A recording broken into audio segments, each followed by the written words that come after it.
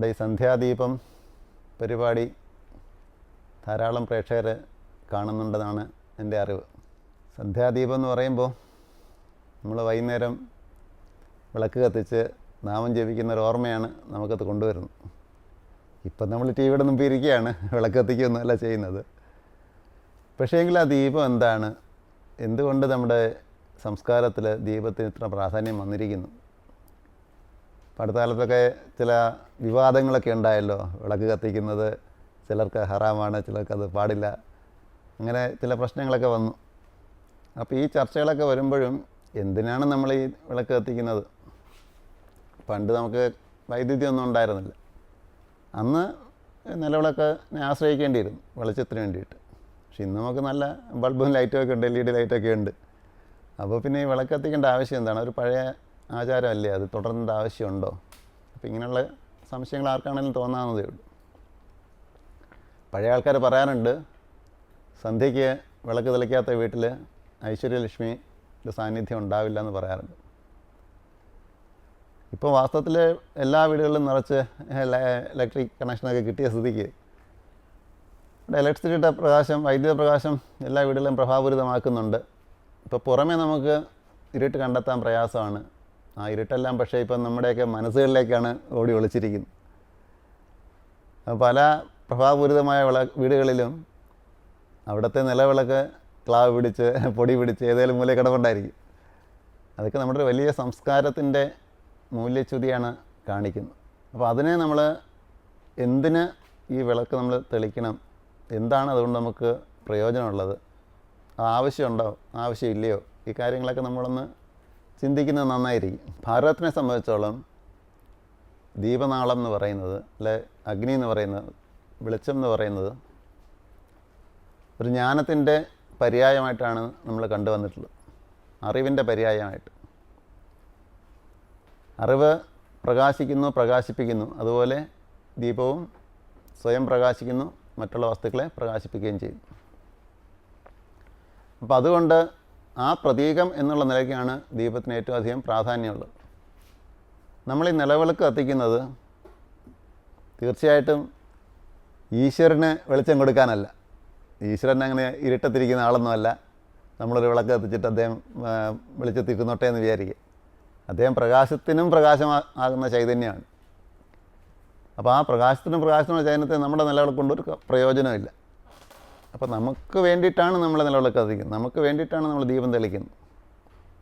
നമ്മൾ എന്തിനു വേണ്ടി തെളിക്കുന്നു? നമ്മുടെ ജീവിതത്തിലെ ആ ശോകാന്ധകാരം മാറിക്കിട്ടാൻ വേണ്ടിയിട്ട്, നമ്മുടെ ഉള്ളിലെ അജ്ഞാനാന്ധകാരം മാറിക്കിട്ടാൻ വേണ്ടിയിട്ട്, നമ്മുടെ കുടുംബത്തിലെ ദുരിതാന്ധകാരം മാറിക്കിട്ടാൻ വേണ്ടിയിട്ട് ആണ് നമ്മൾ ഈ ദീപം തെളിക്കുന്നത്.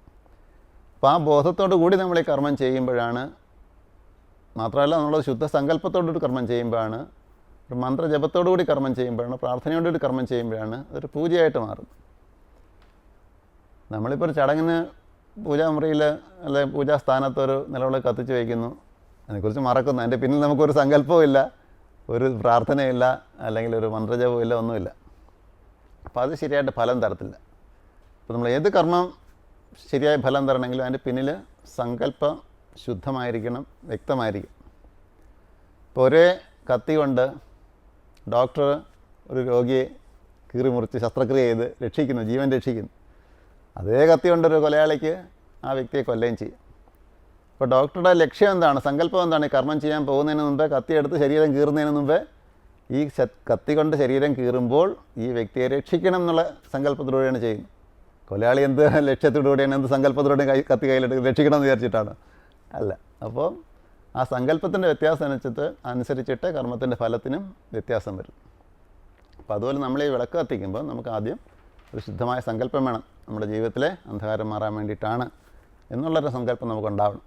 നേരത്തെ ഞാൻ പറയുണ്ടായി, സന്ധ്യയ്ക്ക് ദീപം തെളിക്കാത്ത വീട്ടിൽ ഐശ്വര്യലക്ഷ്മി ഉണ്ടാവില്ല എന്ന് പറയാറുണ്ട്. ഐശ്വര്യം എന്ന് പറയുന്ന വസ്തു നമുക്ക് നേരിട്ട് കാണാൻ പറ്റുന്ന സാധനമല്ല. പക്ഷേ അതിനെ നമുക്ക് പ്രതിഫലിപ്പിക്കാൻ പറ്റുന്ന പല വസ്തുക്കളുമുണ്ട്. ഇപ്പോൾ നമുക്ക് മലയാളത്തിൽ കണ്ണാടി എന്നുള്ള വാക്കുണ്ട്. കണ്ണാടി എന്നുള്ള വാക്കിന് രണ്ടർത്ഥമുണ്ട്. നമുക്കുണ്ട് കണ്ണിൻ്റെ കാഴ്ച കുറയുമ്പോൾ കണ്ണുകൊണ്ട് കാണാൻ സഹായിക്കുന്നു, കണ്ണ് കൊണ്ട് കാണാൻ സഹായിക്കുന്നതിന് കണ്ണാടി നമ്മൾ പറയും. പക്ഷേ നമ്മുടെ സ്വന്തം കണ്ണ് നമുക്ക് കാണണമെങ്കിൽ, കണ്ണിനകത്തൊരു കരട് പോയാൽ അത് നമുക്ക് നീക്കം ചെയ്യണമെങ്കിൽ അതിനൊരു കണ്ണാടി വേണം. അത് നമ്മുടെ കണ്ണിനെ പ്രതിഫലിപ്പിക്കുന്ന കണ്ണാടിയാണ്. കണ്ണ് നമ്മുടെ മുഖത്ത് തന്നെയാണ് ഇരിക്കുന്നത്, പക്ഷെ അതിനെ കാണണമെങ്കിൽ നമുക്കൊരു കണ്ണാടി വേണം.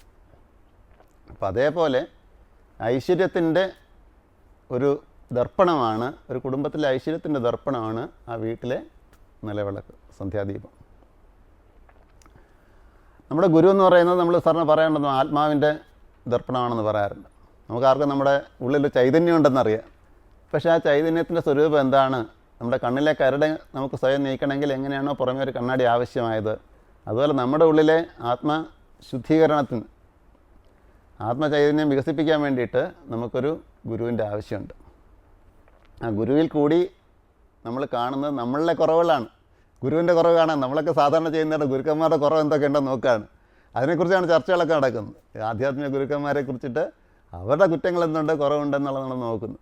നമ്മുടെ കുറ്റം കുറവ് മാറ്റാൻ വേണ്ടിയിട്ടാണ് നമ്മളൊരു കണ്ണാടി ഉപയോഗപ്പെടുത്തുന്നത്. നമ്മുടെ മുഖം നന്നാക്കാൻ വേണ്ടിയിട്ടാണ് നമ്മൾ കണ്ണാടി ഉപയോഗപ്പെടുത്തുന്നത്. അപ്പോൾ അതേപോലെ ആത്മാവിൻ്റെ ദർപ്പണമാണ് ഗുരു. അതേപോലെ നമ്മുടെ കുടുംബത്തിൻ്റെ ഐശ്വര്യത്തിൻ്റെ, ജീവിതത്തിൻ്റെ, നമ്മുടെ കർമ്മശുദ്ധിയുടെയൊക്കെ ഒരു പ്രതീകമാണ്, ഒരു ദർപ്പണമാണ്, കണ്ണാടിയാണ് ഈ ദീപം എന്ന് പറയുന്നത്. സാധാരണ ഈ വീടുകളിലൊക്കെ പ്രശ്നം വയ്ക്കാറുണ്ട്. നമുക്ക് എന്ത് പ്രശ്നം വന്നാലും ആദ്യം പ്രശ്നക്കാരൻ്റെ അടുത്താണ് ഓടാറുള്ളത്. ആ പ്രശ്നം വയ്ക്കുമ്പോഴും ദീപലക്ഷണം സാധാരണ ജ്യോത്സ്യന്മാർ നോക്കാറുണ്ട്. ഇപ്പം ഗൃഹപ്രശ്നത്തിൽ അവരുടെ ശാസ്ത്രം അനുസരിച്ച്, ഈ പ്രശ്നശാസ്ത്രം അനുസരിച്ചിട്ട് അവിടെ വിളക്കിനെ ആ ഭവനത്തിൻ്റെ സങ്കേതമായിട്ട് പറയും. അതുപോലെ അതിനകത്തുള്ള ഒഴിച്ചിരിക്കുന്ന എണ്ണ അത് ശരീരദേഹമായിട്ട്, ദേഹത്തിൻ്റെ ആയുസ്സായിട്ടൊക്കെ പറയും. പിന്നെ ആ തിരി അത് ജീവനായിട്ട് പറയും. അപ്പോൾ ഇതിൻ്റെ ശുഭാശുഭം നോക്കിയിട്ട് അതിൻ്റെ ഫലം പറയുന്ന ഒരു രീതി പ്രശ്നത്തിൽ പറയാറുണ്ട്. അപ്പോൾ ആ തിരി നമ്മളിപ്പം കത്തിച്ച് അവിടെ അണഞ്ഞു പോയി, പ്രശ്നം പറയാൻ ആൾ വന്നിരിക്കുന്ന സമയത്ത് നമ്മൾ തിരി കത്തിച്ച് അണഞ്ഞു പോയി, പിന്നെയും കത്തിക്കാൻ നോക്കി, പിന്നെയും അണഞ്ഞു പോയി, പിന്നെ പല പ്രാവശ്യം അണയാണെങ്കിൽ അതൊരു ദുർലക്ഷണമായിട്ട് പറയാറുണ്ട്. അപ്പോൾ തിരി കത്തി, പക്ഷേ അത് പൊട്ടി കത്തുന്നു, തീപ്പൊരി ചെതറുന്നു, ഭയങ്കര പുകയോടുകൂടി കത്തുന്നു, അല്ല വളരെ മങ്ങി കത്തുന്നു. അപ്പോൾ അങ്ങനെയുള്ള കാര്യങ്ങളും അത് അശുഭമായിട്ട് പറയാറുണ്ട്. പക്ഷെ നല്ല സ്വർണ്ണവർണ്ണത്തിൽ ദീർഘമായിട്ട് പുകയൊന്നുമില്ലാതെ നല്ല തെളിഞ്ഞ് കത്തുകയാണെങ്കിൽ അത് ശുഭകരമായിട്ട് അവർ പറയുന്നു. അപ്പോൾ ആ വിളക്കിലെ എണ്ണ ഉള്ള ചൂട് പിടിച്ചിരിക്കുകയാണെങ്കിൽ അത് ഗൃഹനാഥൻ്റെ മനസ്സിലെ മനോവ്യാധികളെക്കുറിച്ച് സൂചിപ്പിക്കുന്നതായിട്ട് പറയും. അപ്പോൾ അതേപോലെ തന്നെ ആ വിളക്കിൽ പുക പിടിച്ചിട്ടുണ്ടെങ്കിൽ അത് നമ്മുടെ അഗ്നിബാധയെ സൂചിപ്പിക്കുന്നതായിട്ട് പറയും. ഇതൊക്കെ ജ്യോതിഷത്തിലൊക്കെ, ജ്യോതിശാസ്ത്രത്തിൽ പറയുന്ന വിഷയങ്ങളാണ്. അപ്പോൾ ദീപനാളത്തിൽ തട്ടുന്ന കാറ്റ് നമ്മുടെ കുടുംബത്തിലെ ശത്രു മിത്ര ഭേദങ്ങളെ കാണിക്കാൻ സഹായിക്കുന്നതായിട്ട് പറയാം അവർ.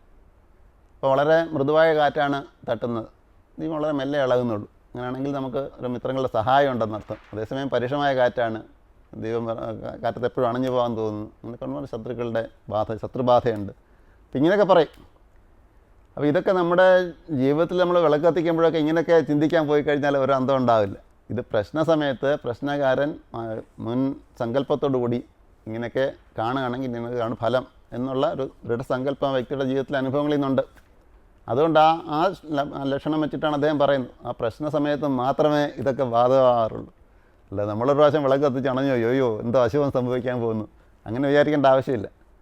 ഇത് പ്രശ്ന സമയത്ത് ആ പ്രശ്നത്തിന് ദീപത്തെ ഉപയോഗപ്പെടുത്തുന്നു. ആ വീട്ടിലെ ശുഭാശുഭം പറയാൻ വേണ്ടി ദീപത്തെ ഉപയോഗപ്പെടുത്തുന്നു. അതുകൊണ്ടാണ് ഞാൻ പറഞ്ഞ ഐശ്വര്യത്തിൻ്റെ കണ്ണാടിയാണ്. അപ്പോൾ പ്രധാനമായിട്ട് നമുക്കതിൽ നിന്ന് മനസ്സിലാക്കേണ്ടത് എന്താണ്? നമ്മൾ വിളക്ക് കൊണ്ട് പ്രശ്നത്തിന് വയ്ക്കുന്ന സമയത്ത്, അല്ലെങ്കിൽ വിളക്ക് നമ്മൾ ദിവസം കത്തിക്കുന്ന സമയത്ത് നമ്മൾ എത്രത്തോളം ശ്രദ്ധയോടും വൃത്തിയോടും ചെയ്യുന്നുവോ അത്രത്തോളം അതിനനുസരിച്ച് ആ വീട്ടിൽ ഐശ്വര്യം ഉണ്ടാകും. വീട്ടിലെ ദുഃഖത്തിൻ്റെ കുറവുണ്ടാകും, സുഖത്തിന് അഭിവൃദ്ധി ഉണ്ടാകും.